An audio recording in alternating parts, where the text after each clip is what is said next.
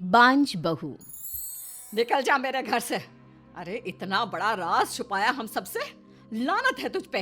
निकल जा। नहीं माँ जी, प्लीज ऐसा मत बोलिए, एक बार मेरी बात तो सुनिए। ये कहानी है परिधि की। परिधि एक होनहार लेखिका होती है। अर्जुन और परिधि दोनों को एक दूसरे से प्रेम हो जाता है और दोनों के घर वाले आपस में बैठकर रिश्ता पक्का करते हैं और फिर धूमधाम से उनकी शादी भी हो जाती है। शादी को पूरा 1 साल बीत जाता है। परिधि के ससुराल में उसकी सास उर्मिला, ससुर जी चंद्रशेखर और पति अर्जुन होते हैं। एक सुबह उर्मिला की बहन सरला आती है। ये देख उर्मिला, मेरे पोते की फोटो है ना, एकदम किशन कन्हैया आनंद लाला। हाँ सरला, है तो बहुत ही प्यारा ये बच्चा। नजर ना लगे किसी की। थु थु थु थु थु। तभी वहां पर परिधि नाश्ता लेकर आती है और कहती है, कांग्रेचुलेशन सरला मासी, बीबी बहुत ही क्यूट है। अर्जुन ने इसके लिए विदेश से टॉयज ऑर्डर किए हैं, शाम तक डिलीवरी हो जाएगी।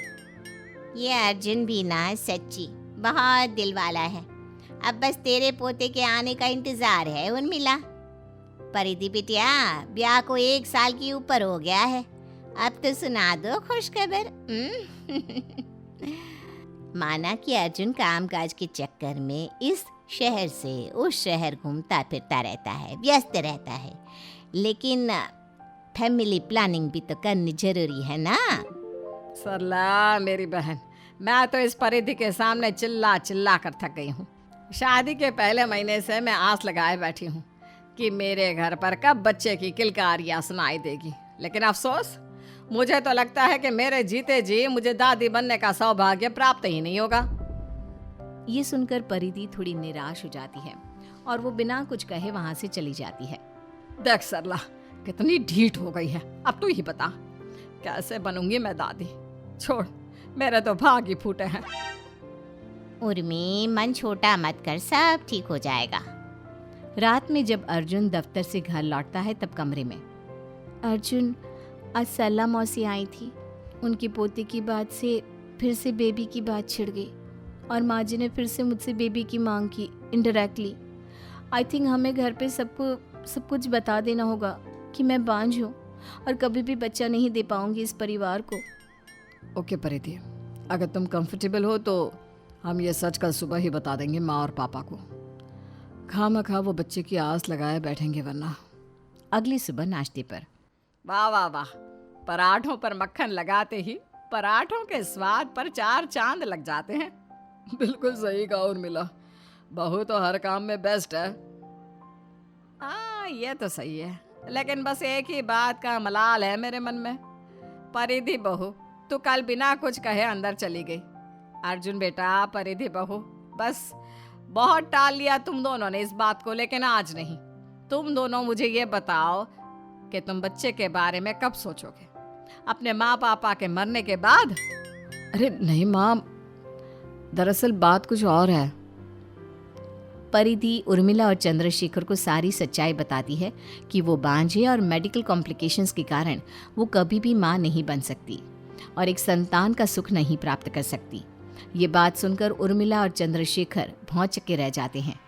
क्या बांझ हो? अरे इतना बड़ा सच हमसे छुपाने की हिम्मत कैसे हुई तुम्हारी? रिश्ता जोड़ते वक्त बता देती, हम तभी के तभी ये रिश्ता तोड़ देते। और अर्जुन बेटो, तुम्हें भी ये सच पता था, फिर भी तुमने हमें कभी नहीं बताया? हाँ पापा, क्योंकि मैं परिधि से प्यार करता हूँ और हमें पता था कि अगर सच्चाई हमने आपको बता दी तो आप ये शादी नहीं होने दोगे। अरे ये सब सुनने के पहले मैं बहरी क्यों नहीं हो गई? अरे ये कलमुहा, इस कलमुही का पल्लू तो शादी से पहले पकड़ता आया है। पता नहीं ऐसा कौन सा टोना टोटका किया है इस पनौती ने। अब इस खानदान का चिराग क्या पेड़ पे उगेगा या फिर चमत्कार से आएगा? अर्जुन बेटा, तेरा वंश आगे कैसे बढ़ेगा? निकल जा मेरे घर से। अरे इतना बड़ा राज छुपाया हम सबसे, लानत है तुझ पर। निकल जा। नहीं माँ जी, प्लीज ऐसा मत बोलिए, एक बार मेरी बात तो सुनिए।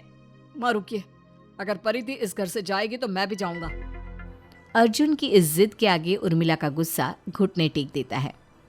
दिन बीतते जाते हैं। मोहल्ले में भी ये खबर फैल जाती है कि उर्मिला की बहू परिधि बांझ है, जिसके चलते उर्मिला की सहेलियां उस पर हंसती और मजाक उड़ाती। इस सबसे परेशान होकर एक दिन उर्मिला घर में एक लड़की लाती है। माँ, ये कौन है? आपकी दूर की कोई रिश्तेदार है क्या? नहीं, यह संजना है।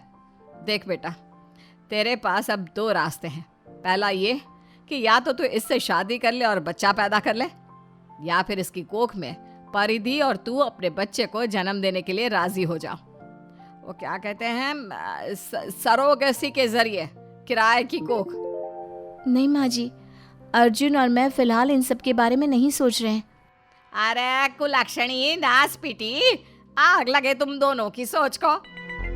जैसे तैसे उर्मिला का ये प्लान भी फ्लॉप हो जाता है। परिधि जब जब बाजार जाती, गली मोहल्ले की औरतें उसे ऊपर से नीचे तक देखती और उसके बांझ होने पर ताने कसती।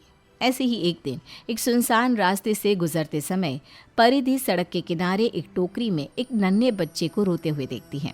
वो उसके पास जाती है। ले ले ले ले, no no no no no no, बस बस बस, रो मत बाबू, बस। परिधि के गोद में उठाते ही बच्चा रोना बंद कर देता है। परिधि उसकी छोटी छोटी प्यारी सी आंखों में देखती है और परिधि की आंखें नम हो जाती हैं। वो उसे अपने घर ले जाती है। ये कौन है? किसका बच्चा उठा लाई तू अब? परिधि सबको पूरी कहानी बताती है। अरे वाह, ये तो तुमने बहुत अच्छा किया। आजकल के बेरहम माँ बाप बच्चे को पाल पोस नहीं सकते, इसलिए पैदा करके कभी कूड़ेदान में तो कभी खुली सड़क पे छोड़ देते हैं। कैसी नन्ही जान है। अरे भैंस की आंख, अच्छा किया। किसी के मनहूस साये को यह मनहूस यहाँ उठा लाई, और तू कह रहा है कि अच्छा किया। लेकिन उर्मिला, आप म्यूटी रहिए वो टीवी की तरह। अब आप भी इन दोनों की टीम में चले गए। पता नहीं कैसा मनहूस लड़का होगा ये। बस माँ जी, मैं और नहीं सुनूंगी। ये बच्चा आपसे मेरे और अर्जुन का बच्चा है। साक्षात मंदिर के रास्ते में मिला है ये मुझे। भगवान का ही तोहफा है ये। और अब अर्जुन और मैं इसे कानूनी तौर पर एडॉप्ट भी कर लेंगे। वाह, वेरी ग्रेट आइडिया। एक तो पहले तेरे बांझ होने का कलंक कम नहीं था कि अब यह नया सियापा गोद लेने का।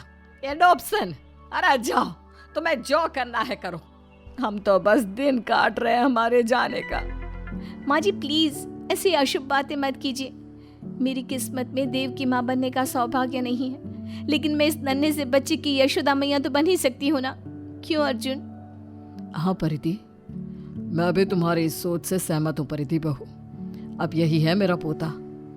परिधि, अर्जुन और चंद्रशेखर उस बच्चे को खूब प्यार और स्नेह देते, दिन रात उसके पालने के आसपास रहते। लेकिन उर्मिला एक बार भी उसकी तरफ नजर नहीं फेरती, बस मुंह फुलाए बैठी रहती। अर्जुन और परिधि उस नन्हे लड़के को कानूनी तौर पर एडॉप्ट भी कर लेते हैं। उर्मिला भले ही सबके सामने बच्चे के प्रति नफरत जाहिर करती, लेकिन वो छुप छुप कर बच्चे को देखकर मुस्कुराती रहती। एक बार जब घर पे कोई नहीं होता है सिवाय उर्मिला के, तभी बच्चा जोरों से रो रहा था और उर्मिला अपने आप को रोक नहीं पाती। वो उसे अपने सीने से लगाकर चुप कराती है। सभी वहां आकर ये दृश्य देखते हैं। ना ना ना ना ना, मिलो बच्चा। मैं कौन पता है? आई नटखट।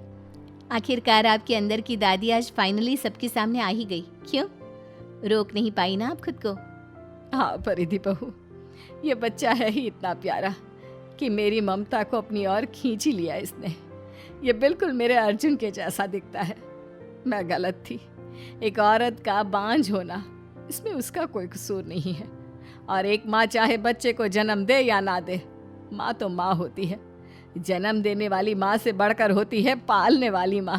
और आज ये देख भी लिया। चलो, सहज पके सो मीठा होए। मुझे भी यकीन नहीं हो रहा कि आपने इसे अपना लिया माँ। हाँ, अपना लिया, और आज इसका नामकरण भी होगा।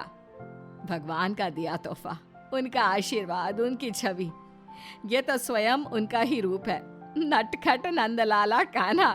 क्यों मेरे कान्हा है? इस तरह पूरा परिवार कान्हा की परवरिश करता है और सभी हंसी खुशी से रहने लगते हैं।